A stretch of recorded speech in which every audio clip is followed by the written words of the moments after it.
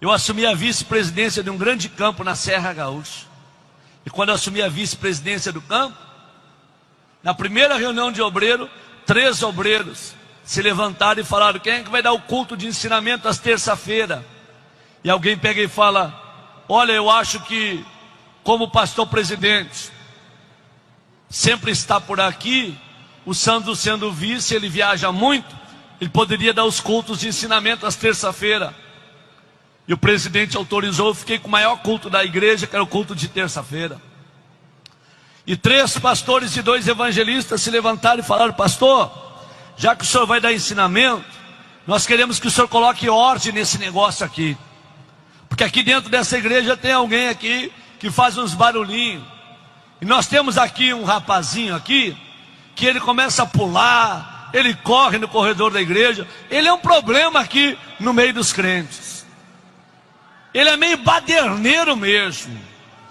O senhor vai pregar ordem no culto, manda ele se assentar publicamente, vai servir de exemplo para os outros, e todas as coisas vão para o seu devido lugar. Eu falei: é só isso que vocês querem? Eles falaram: sim. Falei: vocês estão pedindo muito pouca coisa, pode pedir mais. Porque a primeiro momento que eu aqui tiver e houver baderna no meio dos crentes, nós vamos colocar a casa em norte. Aí então eu fui para casa, e a minha esposa falou: como é que foi a reunião? Eu falei: foi muito boa.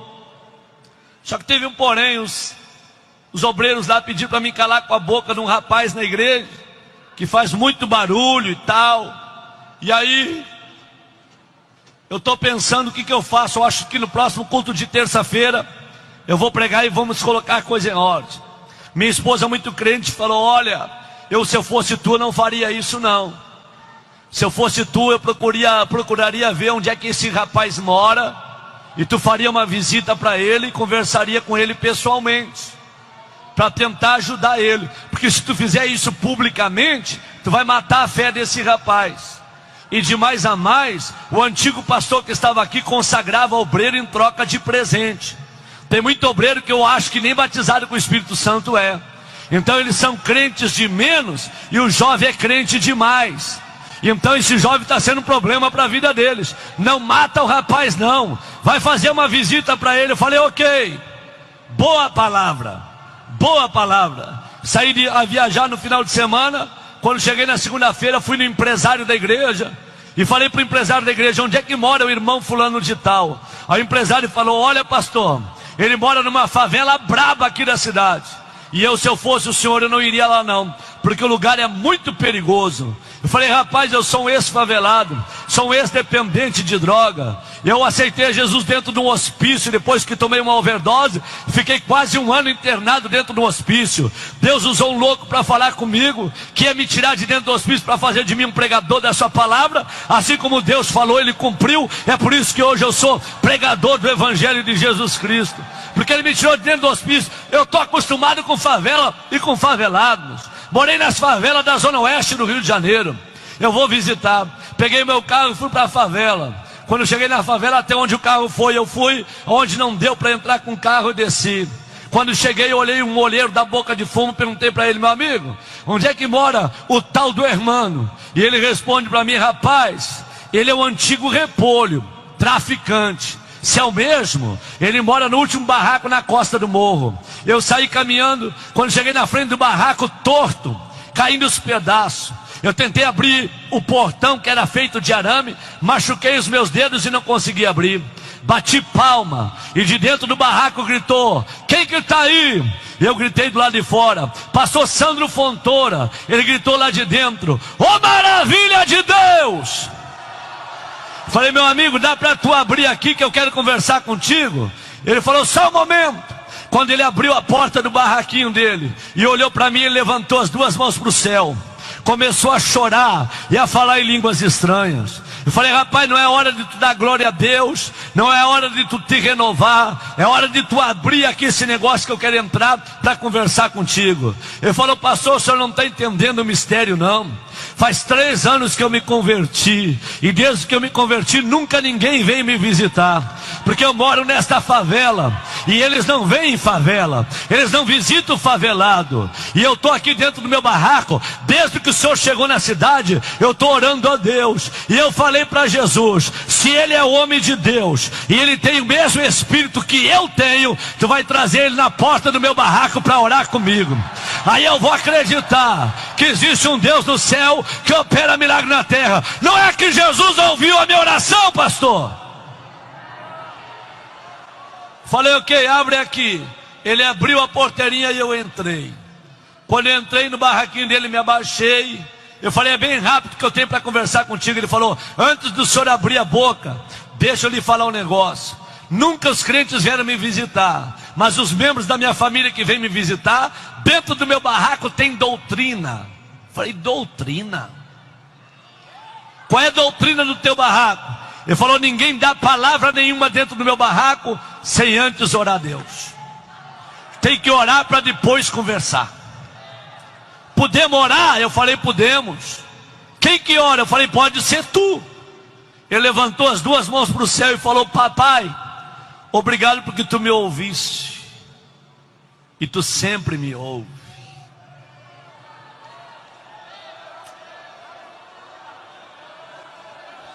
E ele começou a orar e a dizer, muito obrigado, porque tu não me valoriza por aquilo que eu tenho, mas tu me valoriza por aquilo que eu sou.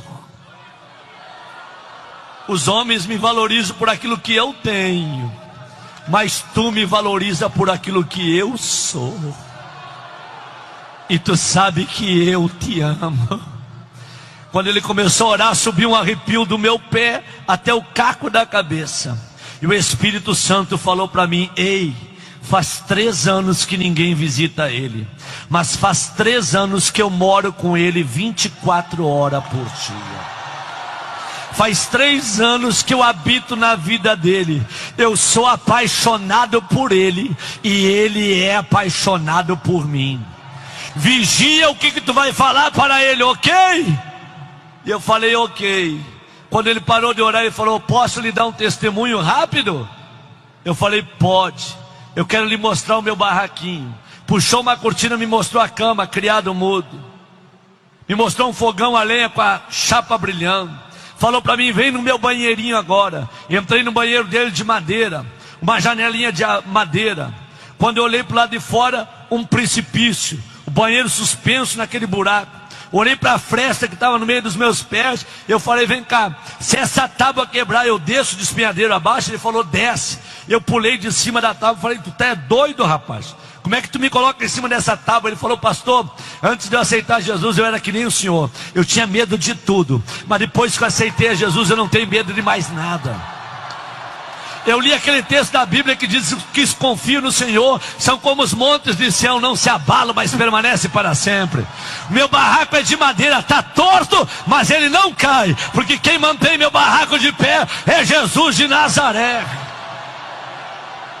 Falei, tá bom. Quando eu saí do banheiro dele, ele falou, pastor, posso dar um testemunho rapidamente? Rápido. Eu falei, se for rápido, pode. Ele abriu a camisa, me mostrou 3 buracos na caixa do peito. Falei, o que é isso? Recebi 3 tiros de revólver, calibre grosso no peito. E não morri, sabe por quê, pastor? Deus tinha um plano com a minha vida.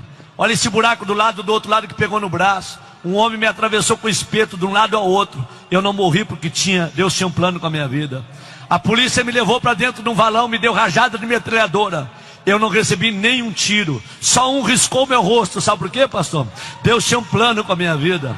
Eu estava no presídio preso, e Deus mandou um servente de pedreiro lá no presídio. Pediu autorização para os pastores e entrou. Quando ele entrou, ele parou na frente da minha cela e gritou, hermano, tem alguém aqui por hermano? Eu corri, parei na frente da cela e ele falou para mim, tive um sonho contigo esta noite. Deus me deu uma revelação e te mostrou para mim um sonho. E Deus mandou eu vim aqui te dizer que tu não vai pagar 20 anos de cadeia não. Até o final desse ano tu está fora do presídio. Só que tu tem que correr para a casa de Deus e adorar o nome de Jesus, porque Ele tem uma grande obra na tua vida. E eu levantei a minha mão e falei, se Deus fizer isso, quando eu sair daqui eu nunca mais saio de dentro da igreja. Deus trocou o juiz da cidade, que era um ateu, um à toa, e colocou um juiz crente.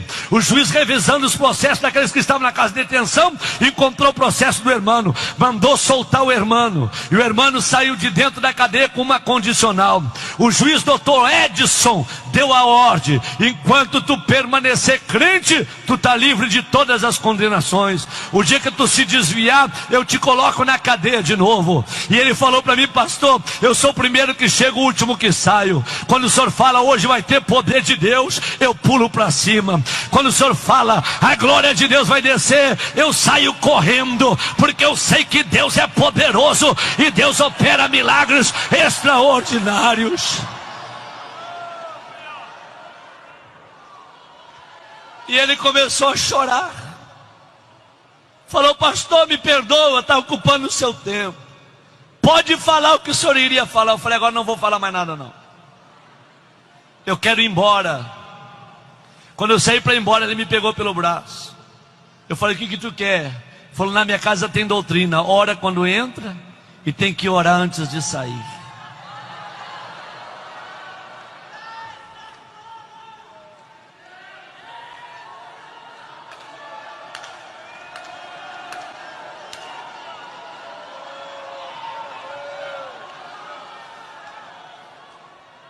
Podemos orar? Eu falei: pode.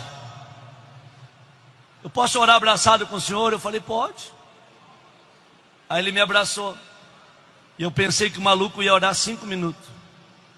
Ele deu um grito no meu ouvido, babou todo o meu rosto e falou: Deus, eu não solto ele enquanto tu não renovar o ministério dele.